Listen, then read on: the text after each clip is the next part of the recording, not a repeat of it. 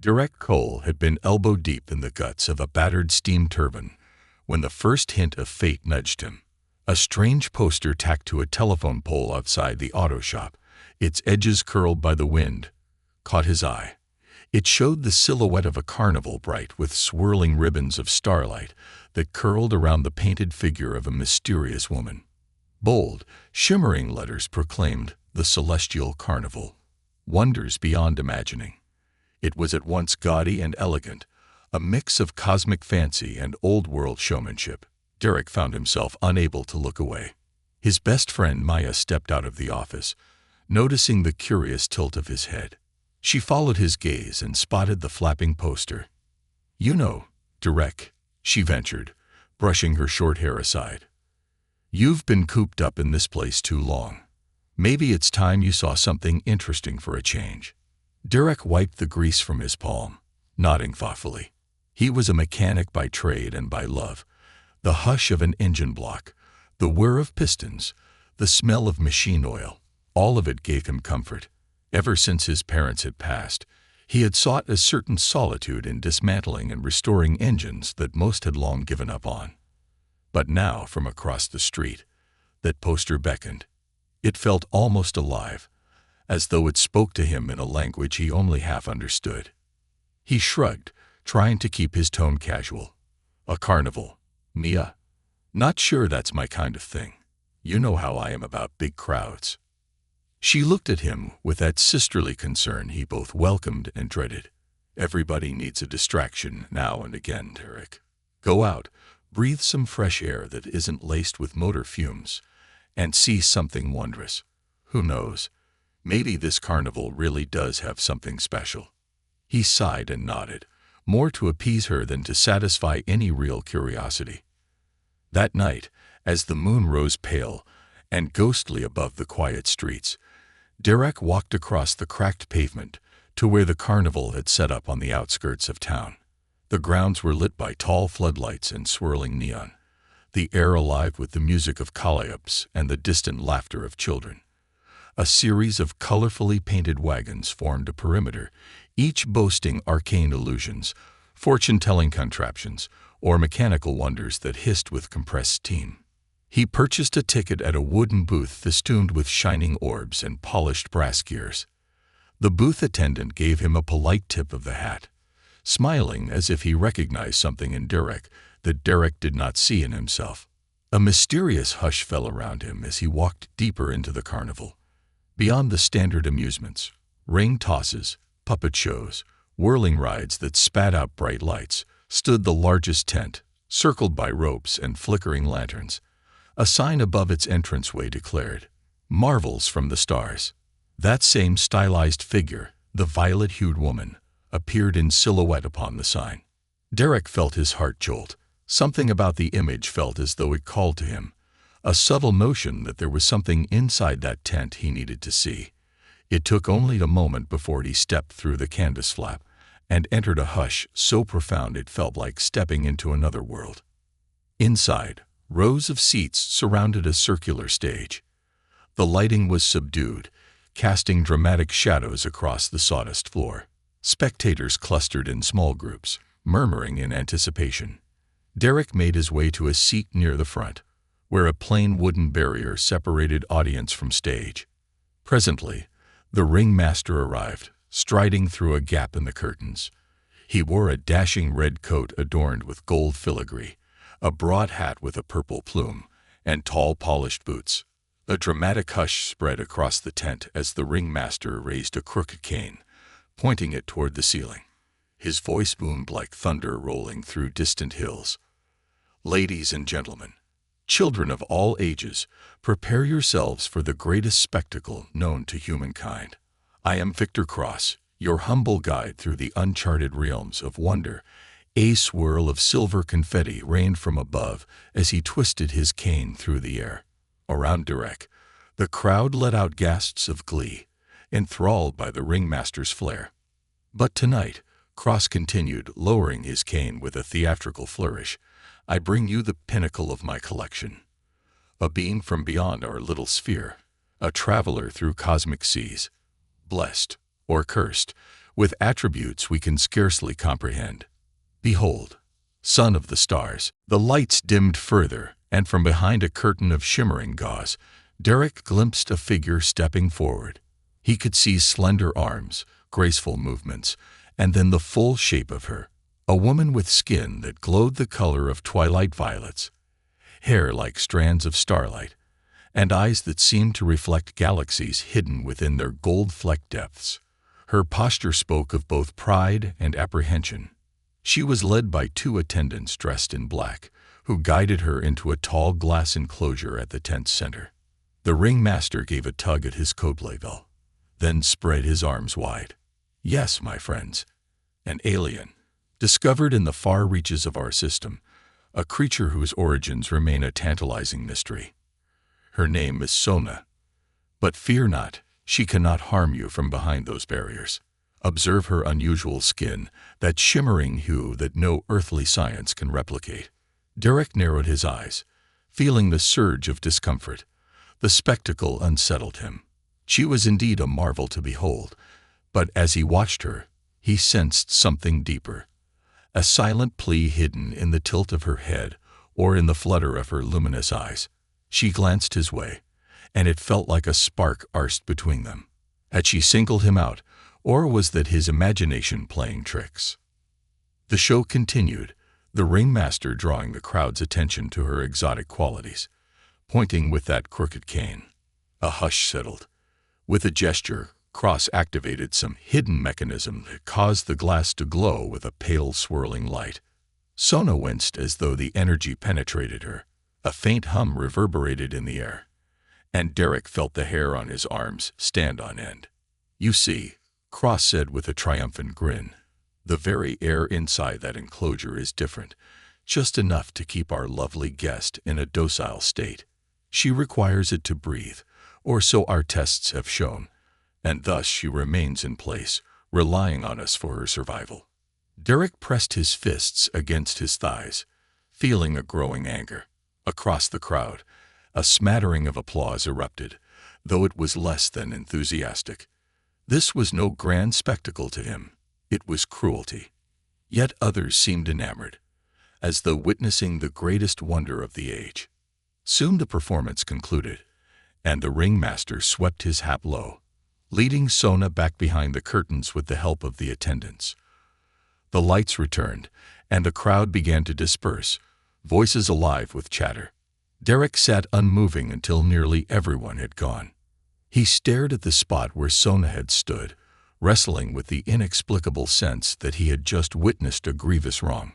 When he emerged into the carnival grounds, a soft breeze carried the scent of caramel apples and spun sugar, but the warmth of carnival delight no longer reached him. He walked, lost in thought, until he almost collided with Mia. She had arrived midway through, eager to see if Derek might be enjoying himself. She read his expression.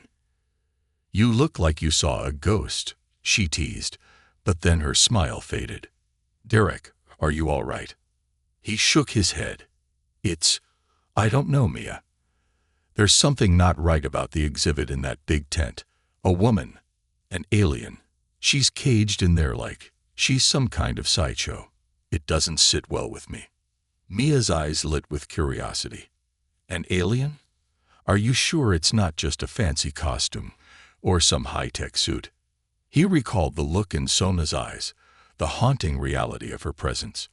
"I'm sure," he said quietly. "And I don't think she's there by choice."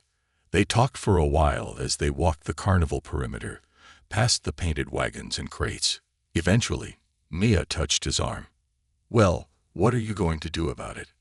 She was always direct, always pushing him to face what made him uneasy. "I'm not sure yet," Derek admitted. Then he sighed, shoulders sagging beneath the weight of an emerging sense of responsibility. "But I can't just walk away from it." That night, Derek found no sleep, haunted by visions of Sona's face. He could almost sense her telepathically, though he wasn't certain if it was mere imagination. In the darkest hour, he rose from bed, threw on a jacket, and drove back to the carnival grounds. The place was shuttered for the evening, silent except for the rustle of tarps in the night wind and the distant rummage of a night watchman making his rounds. Derek found a spot behind a parked freight trailer from which he had a limited but strategic view of the main tent. Eerie shapes loomed in the gloom. Rides half disassembled, wagons locked tight, a few board guards leaning against fences. In the center, the big tent looked almost lifeless, its lights out. Yet Derek could not leave. Something compelled him to stay, as though an invisible chain bound him to this place. He waited. Minutes bowled into hours. Then, just as he was about to accept that no revelation would come, the tent's rear entrance opened. 2 guards, the same ones from the earlier performance, stepped out. Between them, escorted quietly, was Sona. She wore a thin cloak over her shoulders, but Derek could see the sheen of her violet skin in the moonlight. They walked around the side of the tent and paused near a utility door, where an enormous mechanical contraption was partially exposed. Derek could make out its labyrinth of wires, tubes, and readouts. One guard tapped at a control panel, and the contraption hissed, spitting out clouds of vapor. Sona stumbled, pressing a hand to her chest. "That's right," one guard said in a low growl. "Don't give us any trouble. We've got our orders. We prefer not to, but we'll use this if we have to." He patted a device at his belt that glowed faintly. Sona lifted her head, those gold-flecked eyes reflecting a sorrowful resignation. A wave of empathy crashed over Derek, almost like an echo in his own mind. "Help me," the feeling seemed to say, though no words were spoken aloud. The second guard shrugged. "Just do what the boss says, alien. It'll be easier on you." They ushered her through the door, and it closed behind them with a heavy clang. Derek let out a trembling breath. That telepathic echo was more than a fancy hunch. She truly was calling out for help. He lingered until the guards reemerged, this time without Sona. They moved off into the darkness, presumably to patrol or rest. Derek made his approach, creeping along the wagons and crates with cautious steps. His heart pounded as he reached the utility door. Locked. But Derek was a mechanic, adept at picking locks as often as he had to fix them. With the right tool from his pocket, he could handle basic mechanical tumblers. He set to work, mindful of the time, the hush, the slightest footstep that might give him away. The lock clicked. He slipped inside. A narrow corridor led him deeper into the backstage labyrinth of the carnival. Faint overhead lights flickered, accompanied by the hum of arcane machinery, possibly used for illusions and mechanical wonders. At an intersection, he heard voices from the left. With a quick pivot, he took the right corridor, creeping as quietly as possible. After a short distance, he saw an aperture leading into a larger chamber. From that room's gloom, a soft glow emanated, pulsing faintly. He risked a glance inside. He saw tall glass walls that formed a rectangular cell, reminiscent of an aquarium, except this was no place for fish. Sona stood within, her head bowed, posture weary. Strange tubes ran from the ceiling to the top of the enclosure, swirling with luminescent gas. The apparatus hissed and bubbled, feeding the atmosphere Sona needed to survive, or so the ringmaster claimed. From behind a console, Derek spotted a flicker of movement. Then Ringmaster Victor Cross himself stepped into view, his back to Derek. "Subject remains stable," Cross said, speaking into a small recorder, though mental agitation appears heightened when separated from her usual environment. "We must proceed with caution. Her telepathic reach may extend beyond the glass. I sense it even now, like a faint whisper urging me to let her go." He gave a bitter laugh. "Pity for her. I have no intention of doing so." Sona's eyes flicked up, focusing for a moment on Derek's silhouette. She made no sudden movement, but Derek felt another wave of thought. Caution, danger. He waited, heart hammering, as Cross pressed buttons on the console. The swirling gas in the tubes changed color from pale lilac to a deeper, more ominous purple. Sona pressed her hands to the glass, wincing as though the shift in atmospheric composition caused her distress. Cross studied the readouts on a monitor, his expression clinical, as if analyzing an insect. Then footsteps approached from behind Derek, and he realized with a jolt that a guard or attendant must be drawing near.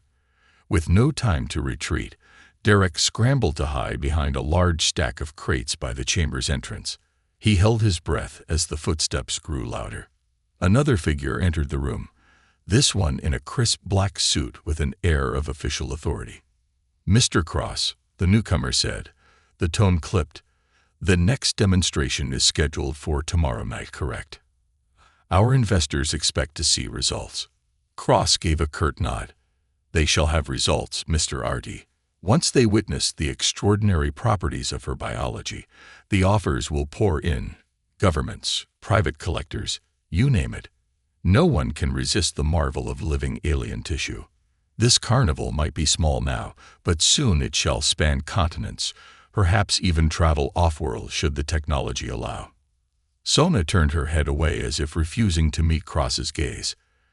Derek's anger frothed in his chest, but he remained frozen. Any misstep now could mean capture or worse. "Just be certain your little science experiments do not kill her," Argie said with a grunt. "Our interest lies in a living specimen.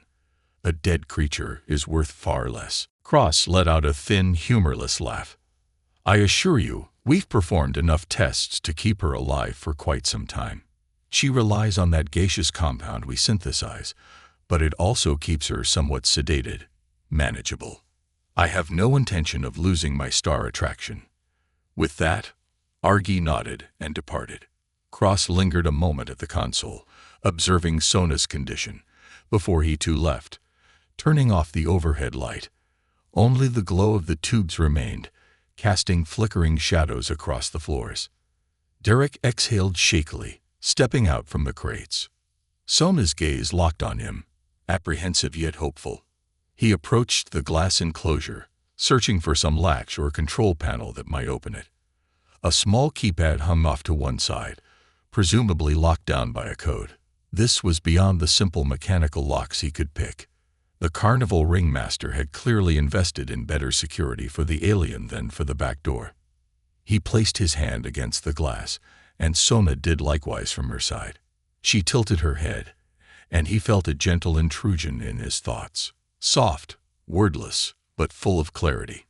Images of her crashing spaceship, a sense of cosmic wonder, and an ache of loneliness. Then a vision of the keypad on the wall, or something like it. She was showing him how to manipulate it, or at least the sequence that might release her, but it felt incomplete, as if part of her memory had been forcibly suppressed. Before he could learn more, a clang sounded in the corridor. Guards returning. Panic surged in Derek's veins. With no time to free her properly, he whispered against the glass, "I'll come back. I promise." Her luminous eyes flickered with an emotion he could only describe as desperate faith. Then he darted away, slipping out the door he'd come through moments before. By some stroke of luck, he avoided detection in the labyrinth of carnival passages, emerging at last into the night. Sweat stung his eyes as he hurried back to his car.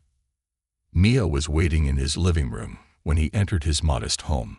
She stood quickly, worry etched across her face. "I knew you'd go back there, so I let myself in." She studied him. "Derek, what did you find?" He sank into a chair, burying his face in his hands. "They're experimenting on her, Mia. They're planning to parade her around the world, selling tickets to see the alien freak, maybe even selling off her biology to the highest bidder. She's in pain." Her eyes shone with sympathy. "Did you talk to her? How do you know for sure?" "It's telepathy, I guess," Derek murmured. "I could feel her. She was giving me images, feelings. She wants out, and I can't blame her. This is so much bigger than me, Mia." She knelt beside him. "Derek, you might be the only chance she has." He pinched the bridge of his nose, exhaustion and determination warring in his mind. "I promised I'd come back, figure out how to open that cage, but they've got a keypad, and who knows what the code is. She can't remember everything. She's too sedated, or maybe they scrambled her mind with those machines." Mia's lips pressed together. "Maybe we can get help. People need to know. Help from who? The authorities. They'd just seize her, lock her away in some government lab.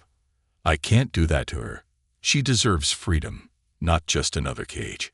In that moment, Derek realized what he had to do, a plan reckless and half-formed, but the only plan he could bear.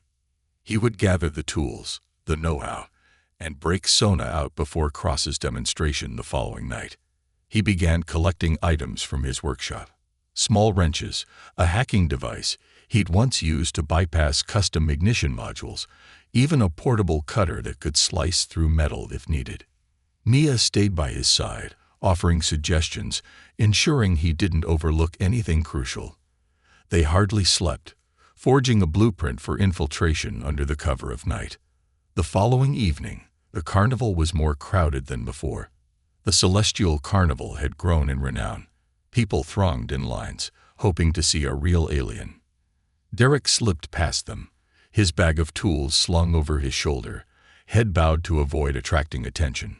Mia waited in the car, engine running, prepared to make a speedy getaway if they succeeded.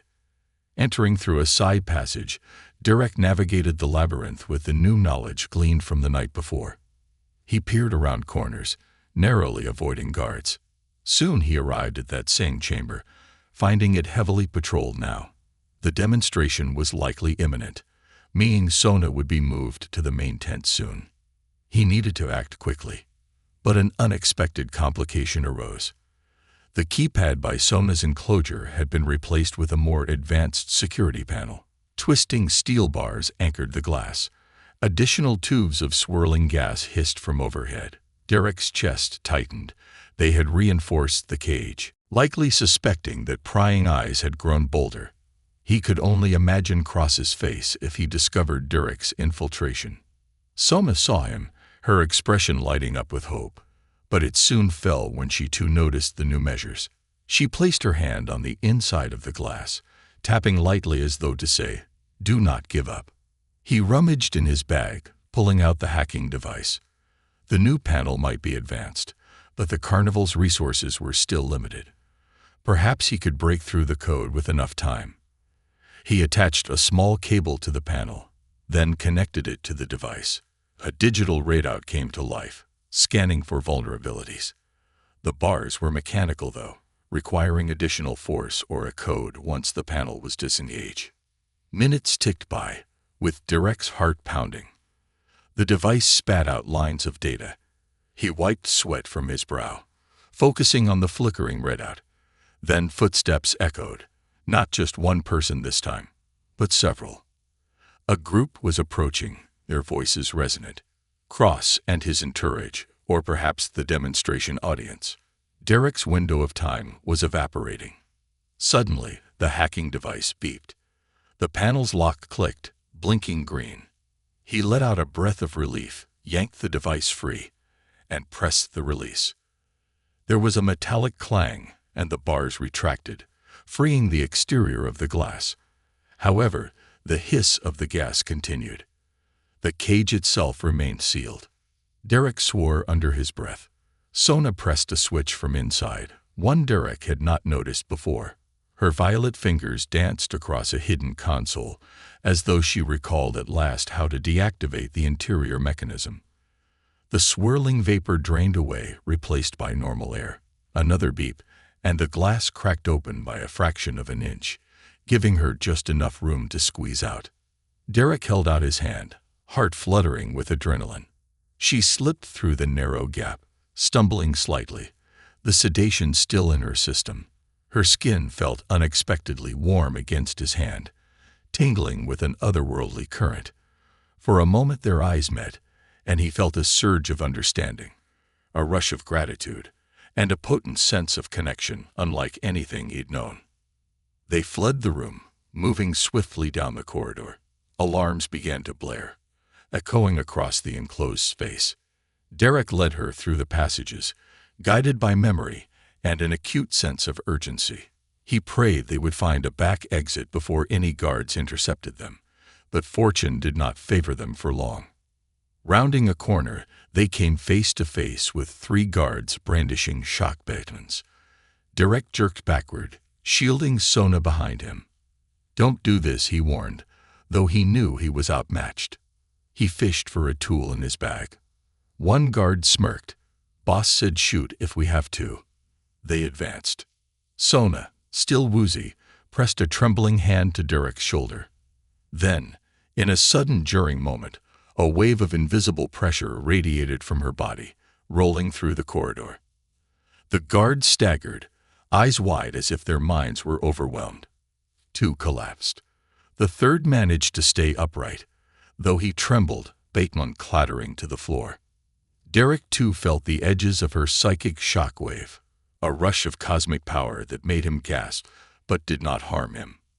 Sona locked eyes with him, and Derek realized she had shielded him, focusing the brunt of that telepathic force on those who meant harm. They dashed past the guards, turning left at a T-junction. At the end of the corridor, Derek recognized an exit sign.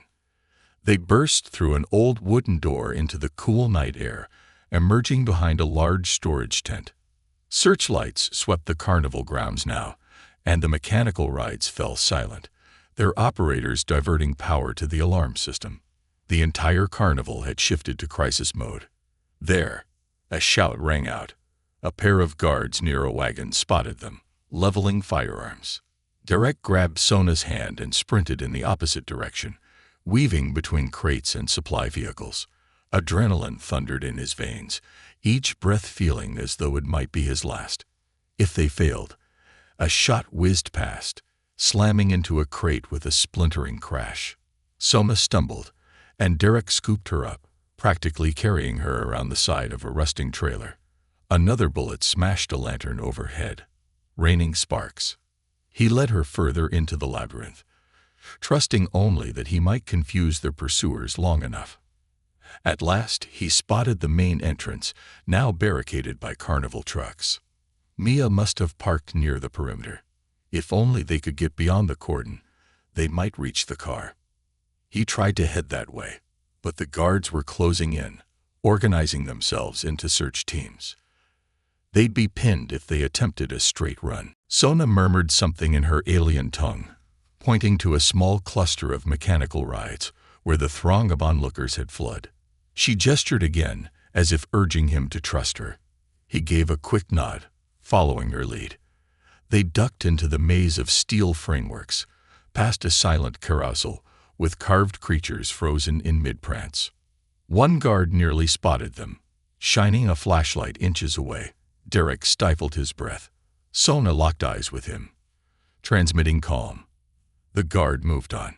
Creeping behind the carousel, they heard a voice call out from a tower above them. It was Victor Cross himself, brandishing a bullhorn. "People of the carnival, remain calm. Our alien exhibit has escaped its enclosure. She is dangerous and extremely unpredictable. Guards, find them at once. We cannot let that creature loose upon the world." Derek scowled at Cross's lies, at the callous disregard in labeling Sona a creature. She was not savage or monstrous. She had proven as much when she shielded him from that psychic wave. The ringmaster's words stoked the crowd's fear, though. Innocent bystanders stepped away, hands covering mouths as if expecting an otherworldly terror to pounce at any moment.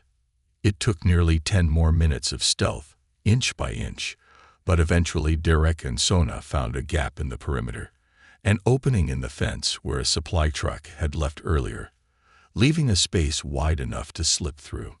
Beyond it, half a block away, Mia's car idled in a gravel lot. They'd rushed across the open expanse. Shouts erupted behind them, flashlights bouncing along the carnival fence. Derek's lungs burned. Sona's breathing came in ragged bursts. But they pushed forward, hearts pounding. The car's headlights flashed once, a silent signal from Mia, who flung open the passenger door. Derek practically launched Sona into the back seat before diving in himself. "Go, Mia, go," he shouted, bracing himself. She didn't hesitate, tires screeching as they sped away from the carnival grounds into the darkness of the highway. Shouts, sirens, searchlights receded behind them, replaced by the hum of the car engine. Derek dared a backward glance, seeing Sona slump against the seat, eyes fluttering with exhaustion. Guilt tugged at him. He had rescued her, but at what cost? She was free of the carnival cage, yet they were fugitives now, hunted by Cross's men. And who knew who else? Government authorities. Mysterious investors. Possibly all of the above. They drove for hours, forging deeper into a remote stretch of farmland and rolling hills. Only when they had put sufficient distance between themselves and the carnival did Mia dare to pull off the road, navigating a bumpy dirt path to an abandoned barn half hidden by tall grass. They parked inside and killed the engine. Derek and Mia exchanged looks, relief flooding them both, though anxiety still coiled in their guts. Sona remained in the back seat, gazing through the window at the moonlit countryside. Gently, Derek approached her, kneeling so he could see her face. "You're safe now," he whispered, uncertain if she'd understand his language without telepathy. "No more cages." She turned to him, raising one hand to his cheek. A swirl of warmth and light passed between them, accompanied by fleeting images he couldn't fully decode. A starship adrift among the stars, lonely nights behind glass, the ache of a world lost.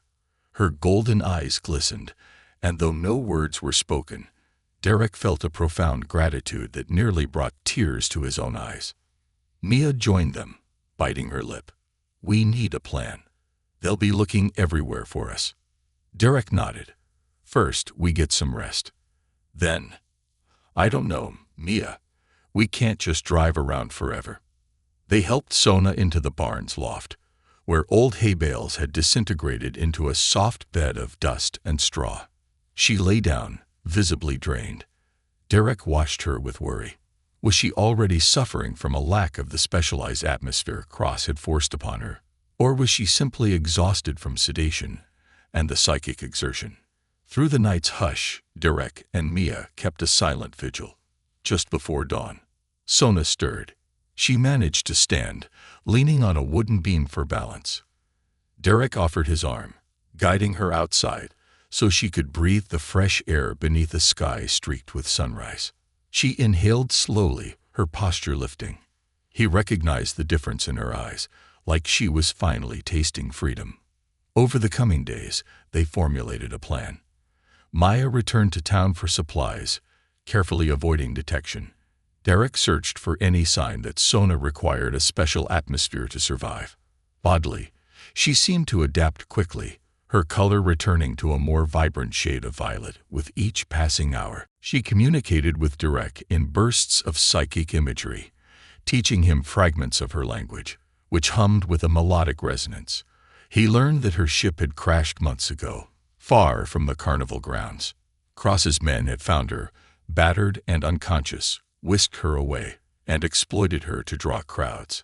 She recalled glimpses of a hidden file, Cross's records of her physiology, rumored sale prices, hush money from clandestine organizations salivating at the chance to study a genuine extraterrestrial. Mia worried daily that a raid would come. She insisted they move often, never staying in one abandoned location for too long. Sona showed them places on a map she'd gleaned from Cross's system, potential spots where her ship's components might remain, or where signals from her craft's beacon had once resonated. She needed them. Without the main drive from that wreck, there was little chance of restoring contact with her home, wherever that might be. Thus began a nomadic journey through the back roads of farmland and forest. At each stop, Derek tinkered with any advanced technology Sona remembered from Cross's logs, attempting to reconstruct a transmitter. But the device required a rare crystal or power source that none of them understood. Sona tried to explain in halting telepathy, referencing star charts and quantum signatures, but the concepts were nearly beyond Derek's technical grasp. Occasionally, they caught rumors of the carnival's pursuit. The name Victor Cross surfaced in local papers, along with stories about the escaped alien and her accomplice. Some articles treated Derek and Mia like dangerous criminals. Others, sensationalist tabloids, suggested the entire event was a hoax. Meanwhile, shadowy black cars roamed highways, full of men in dark suits who asked odd questions at gas stations. Despite the pressure, A fragile sense of camaraderie formed between Derek and Sona. Late nights found them sitting under the stars, a blanket spread over the grass. She would rest her head against his shoulder, gazing up at a sky that reminded her of home. Even in silence, he felt the warmth of her presence, that cosmic thread connecting them across species and worlds. One twilight, they found themselves encamped beside a wide lake. Fireflies danced along the shore. Mia had gone into the nearest town for fuel. Sona stepped to the water's edge, toes dipping in, looking at her reflection with a distant sadness. Derek approached, his heart twisting at the sight of her longing. "Will you try to return to your home world?" he asked gently. "Or do you think you might stay here once you're truly free?"